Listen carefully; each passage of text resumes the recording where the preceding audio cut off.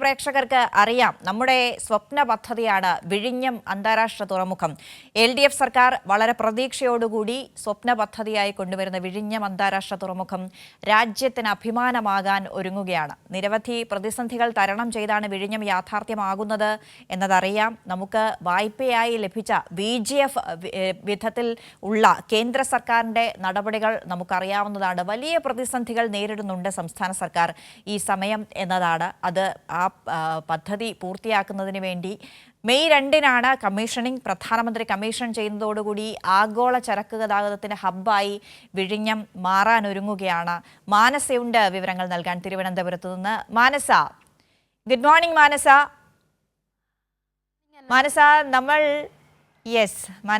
നമ്മൾ വളരെ പ്രതീക്ഷയോടുകൂടി കാത്തിരിക്കുന്ന കാര്യമാണ്. നമുക്ക് റവന്യൂ ഉണ്ടാക്കുന്നതിനുള്ള, അതല്ലെങ്കിൽ കേരളത്തെ ഒരു പ്രത്യേക കേന്ദ്രമായി, വ്യവസായ കേന്ദ്രമായി വളർത്തുന്നതിന് ഉപകരിക്കാൻ പോകുന്ന അതിൻ്റെ എല്ലാ പ്രോത്സാഹനങ്ങളും നൽകുന്ന ഒരു പദ്ധതിയാണ് വിഴിഞ്ഞം. നമ്മൾ പ്രതീക്ഷയോടുകൂടി അഭിമാനത്തോടുകൂടി കാത്തിരിക്കുന്ന ഒരു പദ്ധതിയാണ്. ഇനി വളരെ ചുരുങ്ങിയ ദിവസങ്ങൾ മാത്രം ആണല്ലോ ആ സ്വപ്ന സാക്ഷാത്കാരത്തിന്. തീർച്ചയായും എന്നെ സൂചിപ്പിച്ചതുപോലെ തന്നെ സ്വപ്ന പദ്ധതി കൂടിയാണ് എന്നുള്ളത് നമുക്ക് എടുത്തു പറയേണ്ട ഒരു നിമിഷം കൂടിയാണ് ഇത്. ആ ഒരു സ്വപ്ന പദ്ധതി യാഥാർത്ഥ്യമാവുകയാണ്. അതിൻ്റെ അവസാന ഘട്ടമാണ് നടക്കാൻ പോകുന്നത്. അതായത് മെയ് 2-ന് ഈ പ്രധാനമന്ത്രി നരേന്ദ്രമോദി എത്തി കമ്മീഷനിങ് ചെയ്യുന്നതോടുകൂടി സ്വപ്ന പദ്ധതി പൂർണ്ണ സ്ഥിതിയിൽ യാഥാർത്ഥ്യമാകുന്നു എന്നുള്ളതാണ് ഏറ്റവും പ്രധാനമായി ഇപ്പോൾ നോക്കിക്കാണുന്നത്. മാത്രമല്ല, സൂചിപ്പിച്ചതുപോലെ തന്നെ LDF സർക്കാർ അധികാരത്തിൽ വന്നതിന് ശേഷമാണ് ഇത്തരത്തിൽ വിഴിഞ്ഞം തുറമുഖവുമായി ബന്ധപ്പെട്ടുള്ള എല്ലാ പ്രവർത്തനങ്ങളും ദ്രുതഗതിയിൽ മുന്നോട്ട് പോയത് എന്നുള്ളതാണ്.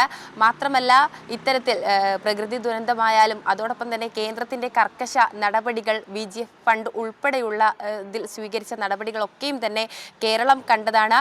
സംസ്ഥാന സർക്കാർ അതിനോട് എടുത്ത തീരുമാനങ്ങൾ സൗമ്യമായി മുന്നോട്ട് പോവുകയും അതോടൊപ്പം തന്നെ പ്രതിസന്ധികളെല്ലാം തരണം ചെയ്ത് ഇത്തരത്തിലുള്ള ഈ ഒരു സ്വപ്ന പദ്ധതി നാടിന് സമർപ്പിക്കാനുള്ള എല്ലാ ഘട്ടത്തിലേക്കും നീങ്ങിയതും ശ്രദ്ധയെ ആകർഷിച്ച കാര്യം തന്നെയാണ്. അതുകൊണ്ട് തന്നെ സംസ്ഥാനത്തിൻ്റെ, ഒരുപക്ഷെ രാജ്യത്തിൻ്റെ തന്നെ അഭിമാന ചരിത്രം, അല്ലെങ്കിൽ ഒരു അഭിമാന നിമിഷം, അഭിമാന നേട്ടം എന്ന രീതിയിൽ തന്നെയാണ് വിഴിഞ്ഞം തുറമുഖം എത്തി നിൽക്കുന്നത് എന്നുള്ളതാണ്. മറ്റ് മദർ ഷിപ്പുകളൊക്കെയും തന്നെ, കൂറ്റൻ ചരക്ക് കപ്പലുകളൊക്കെയും തന്നെ ഇതിനോടകം തന്നെ വിഴിഞ്ഞത്ത് എത്തിക്കഴിഞ്ഞു എന്നുള്ളത് എടുത്തു പറയണം. കാരണം 257ഓളം കപ്പലുകളാണ് ഇതോടൊപ്പം ഈ 8 മാസമായിട്ടേ ഉള്ളൂ പ്രവർത്തനങ്ങൾ ആരംഭിച്ചിട്ട്.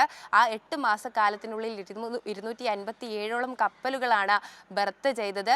ആ ഒരു സുപ്രധാന നിമിഷം കൂടി ഈ തുറമുഖ വകുപ്പിനെ സംബന്ധിച്ചിടത്തോളം, സംസ്ഥാന സർക്കാരിനെ സംബന്ധിച്ചിടത്തോളം വലിയ നേട്ടമാണ്. കാരണം മറ്റ് രാജ്യങ്ങളിൽ, അതായത് ദുബായ് പോലുള്ള രാജ്യങ്ങളിൽ ഒന്നും തന്നെ കൈവരിക്കാത്ത ഒരു നേട്ടമാണ് വിഴിഞ്ഞം തുറമുഖം. അതായത് സംസ്ഥാനത്തിൻ്റെ, കേരളത്തിൻ്റെ തുറമുഖം കൂടിയായ വിഴിഞ്ഞത്ത് ഈ ഒരു സാക്ഷാത്കാരം നടത്തിയത് അല്ലെങ്കിൽ നടന്നത് എന്നുള്ളതാണ് എടുത്തു പറയുന്നത്. കാരണം കഴിഞ്ഞ ദിവസങ്ങളിൽ മന്ത്രി VN വാസവൻ ഉൾപ്പെടെയുള്ളവർ സൂചിപ്പിച്ചിട്ടുണ്ടായിരുന്നു, ഇത്തരത്തിലുള്ള ചരിത്ര നേട്ടം എന്ന് പറയുന്നത് സംസ്ഥാനത്തിൻ്റെ അഭിമാന നിമിഷം കൂടിയാണ്. മുഖ്യമന്ത്രി പിണറായി വിജയൻ കഴിഞ്ഞ ദിവസം മെയ് 2-നാണ് കമ്മീഷനിങ്. അതിന് മുന്നോടിയായുള്ള സ്ഥിതിഗതികളൊക്കെയും തന്നെ നേരിട്ടെത്തി വിലയിരുത്തിയിരുന്നു. മാത്രമല്ല, മുഖ്യമന്ത്രിയും കുടുംബവും അതോടൊപ്പം തന്നെ മന്ത്രി വാസവൻ, ഒപ്പം മേയർ ആര്യ രാജേന്ദ്രൻ ഉൾപ്പെടെയുള്ളവർ സ്ഥലത്ത് ഉണ്ടായിരുന്നു. 1 മണിക്കൂറോളം നീണ്ട ഒരു നിരീക്ഷണം തന്നെയായിരുന്നു. അതായത് സ്ഥിതിഗതികളെല്ലാം തന്നെ നേരിട്ടെത്തി അതത് സ്ഥലങ്ങളിൽ പോയി വിലയിരുത്തി എന്നുള്ളതാണ് എടുത്തു പറയാനുള്ളത്. കാരണം ഇത്തരത്തിലുള്ള ഒരു ചരിത്ര നേട്ടത്തിലേക്ക് പോകുമ്പോൾ അതിൻ്റെ വഴികൾ, അല്ലെങ്കിൽ അതിൻ്റെ ഒരു എങ്ങനെയാണ് ആ ഒരു തുറമുഖം ഇപ്പോഴും നിലനിൽക്കുന്നത് എന്നതടക്കമുള്ള കാര്യങ്ങൾ നേരിട്ടെത്തി വിലയിരുത്തുക. കാരണം ഇത്തരത്തിൽ മന്ത്രി നിരന്തരം അതിൻ്റെ ഓരോ വളർച്ചയും വാർത്താ സമ്മേളനമായും മറ്റ് മാധ്യമങ്ങളോട് പങ്കുവച്ചിരുന്നു. ഇത്തരത്തിലുള്ള ഒരു നേട്ടം നേരിട്ടെത്തി കാണുക എന്നുള്ളത് കൂടിയായിരുന്നു കഴിഞ്ഞ ദിവസം മുഖ്യമന്ത്രി പിണറായി വിജയൻ നടത്തിയത്. ഒപ്പം തന്നെയാണ് ഇത്തരത്തിൽ പ്രധാനമന്ത്രി നരേന്ദ്രമോദി മെയ് 2-നാണ് കമ്മീഷനിങ് ചെയ്യുന്നത്. ഒപ്പം തന്നെ ഈ ഭർത്തിൻ്റെ സജ്ജീകരണങ്ങളാണെങ്കിലും ഒപ്പം ഈ ഒരു വിഴിഞ്ഞം തുറമുഖം വരുന്നതോടുകൂടി തൊഴിൽ സാധ്യതകൾ എടുത്തു പറഞ്ഞിരുന്നു. കഴിഞ്ഞ ദിവസമാണ് മന്ത്രി VN വാസവൻ ഈ സന്തോഷ നിമിഷം ഫേസ്ബുക്കിൽ പങ്കുവച്ചത്. അതായത് ഇത്തരത്തിൽ വിഴിഞ്ഞം പോർട്ടിൽ ഈ വനിതകളുടെ പ്രാതിനിധ്യം പ്രാതിനിധ്യമാണ്.